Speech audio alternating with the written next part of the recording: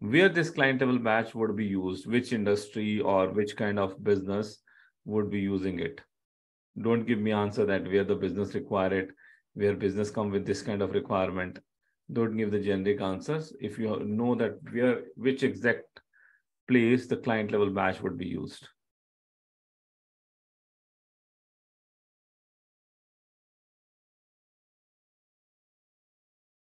Sandeep said automobile.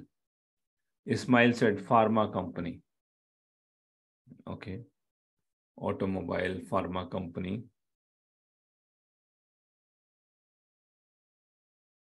Sandeep, have you seen this client level batch used in an automobile company? Or it is just a guess, or have you faced that scenario?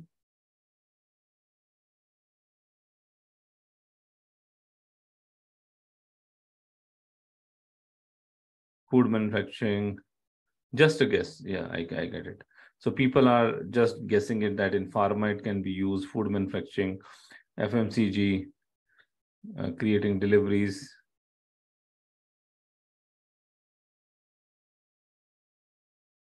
So these all are guesses, right? One brand manufacturing, Kaustubh said that one brand manufacturing in the different countries. Okay. Let me tell you where I have seen that this can be used, this batch number can be used. Client level batch number can be used. So we were having a SAP system.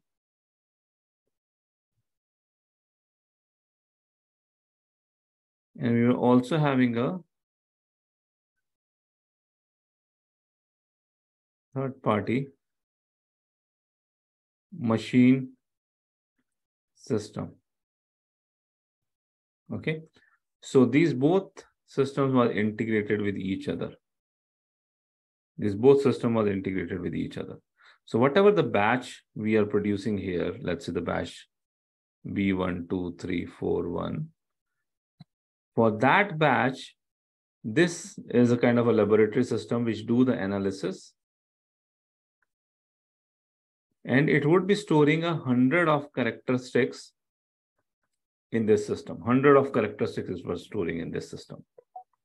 Okay, so if you pass the batch B131, it would be storing, the storing information would be B1341 and C1 characteristics, C2 characteristics, C3 characteristics, C4 characteristics it would be storing. This analysis system, it does not store with the combination of material and batch. It would be having a unique identification number. This B1341 is a unique identification number for this system. This cannot be repeated. It cannot happen. The A material come with this number, and then you say that my B material come with this number, same number. It cannot, same number cannot go into this system. If it will go, it will just override these existing characteristics. So in my third-party LIMS systems, quality management system, laboratory information management system, LIMS, this system called LIMS. It is having a unique number. The batch number is a unique number where basically this information would be stored. And I want to integrate with SAP. I want to make sure that the same number which business user is using here in this system, the same number should be there in SAP system.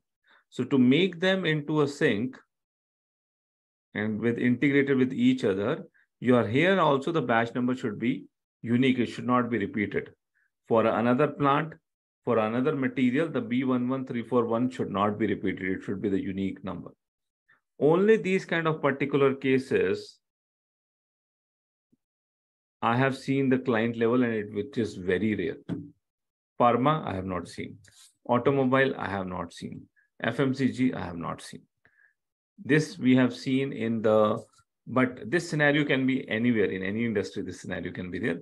Particularly, I have seen this scenario into a kind of a mill industry. I have seen this scenario where this kind of thing was there.